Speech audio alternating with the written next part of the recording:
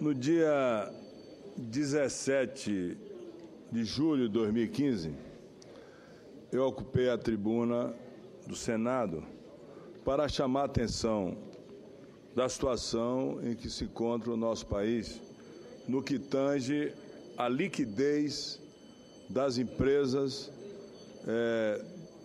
do país como um todo, a capacidade de pagamento dessas empresas, sobretudo aquelas que estão envolvidas na Operação Lava Jato. E no discurso de julho, eu falei que um levantamento feito nas 22 empresas que estão envolvidas na Operação Lava Jato, essas 22 empresas, elas têm a pagar em banco e a pagar em bolsa 130 bilhões de reais. E não estão cumprindo os seus compromissos com os bancos nem com a bolsa, pagando as bolsas, inclusive com a perda muito grande dos seus ativos. Essas empresas têm a receber do governo federal e têm atraso de pagamento, grandes atrasos que estão acontecendo de pagamento. E várias obras, do Minha Casa Minha Vida, as obras de transposição do Rio São Francisco, inclusive, outras obras tantas que estão em atraso de pagamento. O resultado é que essas empresas não pagando o que tem a pagar aos bancos, o que eu posso dizer é que nós podemos ter uma crise sistêmica no Brasil. E isso já começa a ser mostrado pela imprensa como um todo. As empresas não estão pagando aos bancos o que deve aos bancos, os bancos colocam em perda parcial, não pagando vai em perda total e vai entrar no balanço. É possível que se tenha uma crise bancária se essas empresas continuarem sem liquidez, como já aconteceu no passado, no governo Fernando Henrique Cardoso, de se fazer o PROE para resolver a questão dos bancos. Então, é um problema muito sério e muito grave. E eu queria chamar a atenção aqui do Senado e do governo federal que ajuste, através do acordo de leniência, o que for, o pagamento das obras que foram feitas para que os bancos não venham a quebrar. Está aqui, ó, no valor econômico de ontem, está escrito aqui: bancos buscam a saída para empreiteiras da Operação Lava Jato. Elas não estão pagando aos bancos. Está escrito aqui: um acordo tácito entre grandes bancos busca encontrar uma saída organizada para a crise envolvendo os grupos Odebrecht, Andrade Gutierrez, além de outras empresas envolvidas na Operação Lava Jato. O que se une às instituições é o propósito de evitar o calote generalizado. Vou repetir, o calote generalizado aos bancos leva à quebra dos bancos. O calote generalizado que pode acontecer e pode trazer riscos ao próprio sistema financeiro, dada a magnitude de algum desses grupos.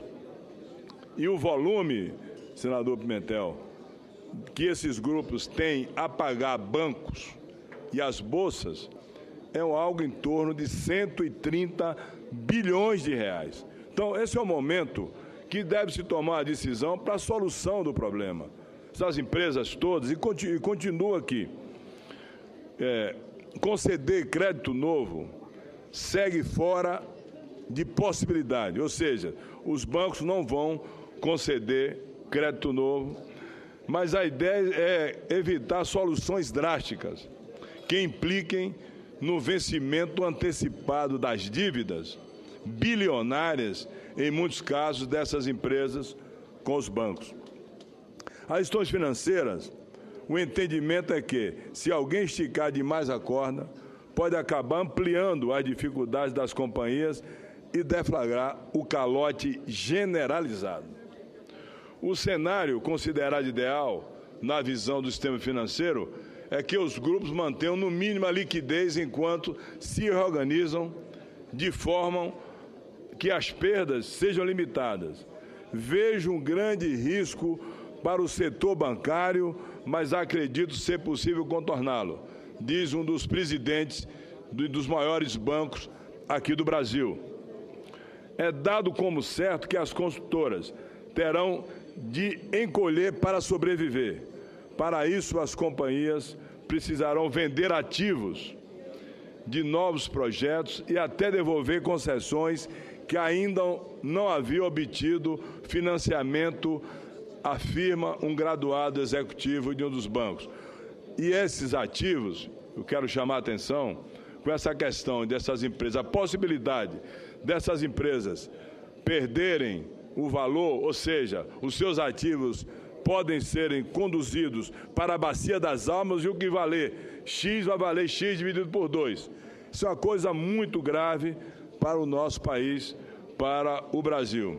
Um sinal disso foi visto semana passada, quando 5 empresas, Odebrecht, Camargo Corrêa, Andrade Gutierrez, Queiroz Galvão e Tequinte, desistiram do contrato de montagem eletromecânica de uma usina em Angra 3.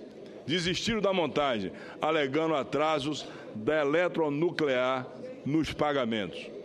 Projetos que já estavam com financiamento contratado em fase de estruturação continuam sendo tocados, mas com muito menos rigor e muito menos vigor.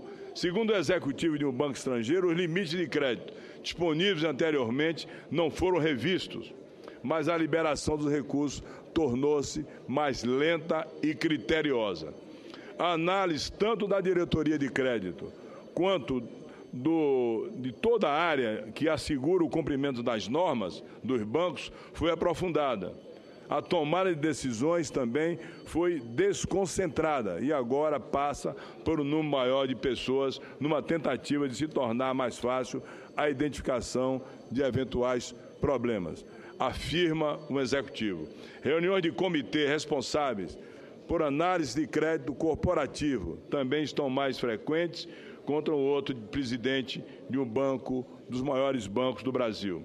Escritórios de advocacia relataram ao Valor que algumas operações recentes foram aprovadas com cláusulas que prevêem a possibilidade de vencimento antecipado, caso a empresa seja condenada por corrupção. Ou seja, as empresas que estão na Lava Jato, tornando-se inidôneas, condenadas por corrupção, os seus ativos, vou repetir aqui de novo, vão para a Bacia das Almas e elas não terão condição de pagar aos bancos aquilo que devem, que é um volume muito alto.